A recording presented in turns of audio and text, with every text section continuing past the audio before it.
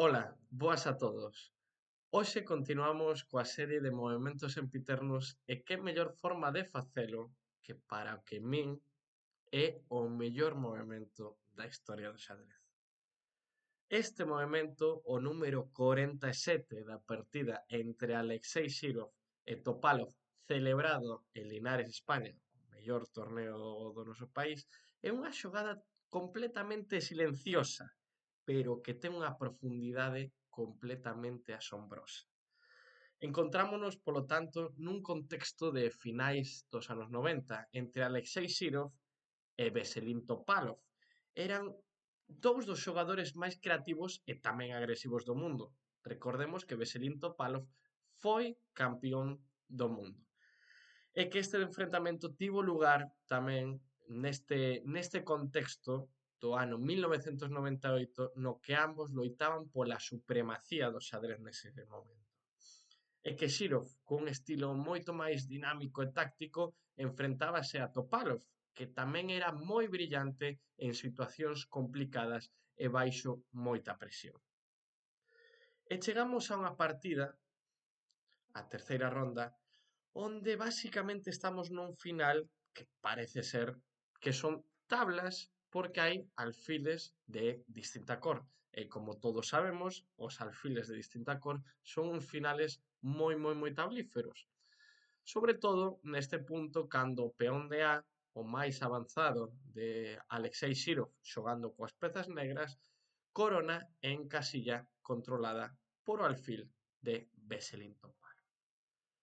Pero aquí vou vos deixar 10 segundiños para ver se adivinades a xogada para min increíble de facer e sobre todo ten tanta maxia porque hai diferentes módulos que pos esta mesma posición e non calculan para nada a xogada que fixo Alexei Shirov e despois, cando te deixas ao mellor 5 minutiños de cálculo, din que é a mellor xogada. É unha cousa increíble, porque calculan no primeiro como un erro e despois de que é unha xogada brillante. Estamos falando do ano 98. Entón, eso mellora inclusive as cousas cando non existía casi nin os ordenadores. Entón, nesta posición, non é avanzar o rei, porque está cortado aquí.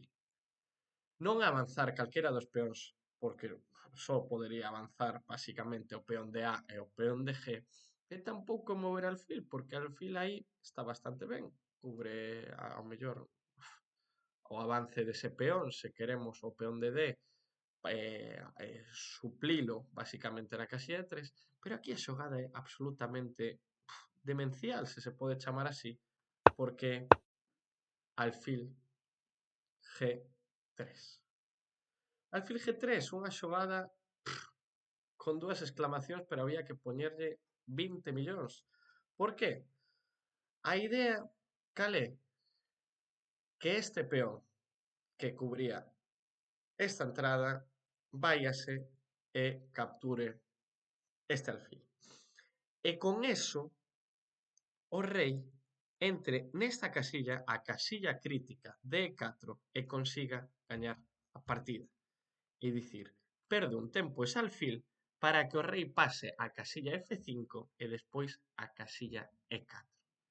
E o rei coa casilla E4 no seu poder gaña a partida. Aquí as máquinas din que dá igual, a posición está perdida. Din que ao mellor é G3 ou rei F2. Obviamente, Veselin Topalov, cun cálculo detrás, obviamente, di, eu non me creo nada do que me di o meu compañeiro Alexei Shirov, eu capturo.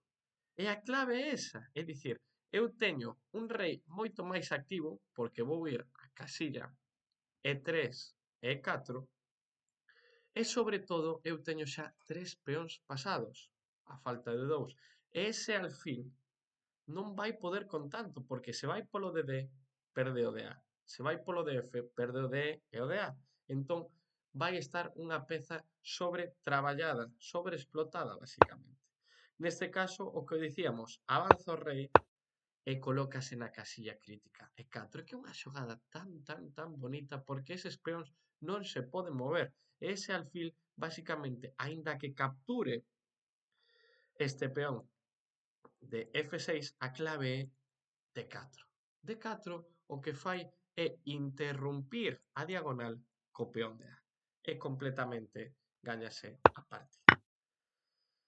Captura, interrumpe ese peón de A e vais acercando e o tema é que non pode ir a polos dous peóns, é dicir, non pode ir a polo de D e a polo de A.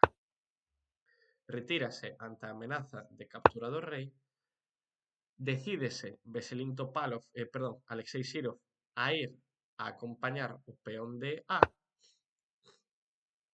por parte de Veselin Topalov, rei E2, rei C2, é dicir, xa non vai a polo de A, eu quero coronar o de D, defende ou intenta defender o peón de D, jaque,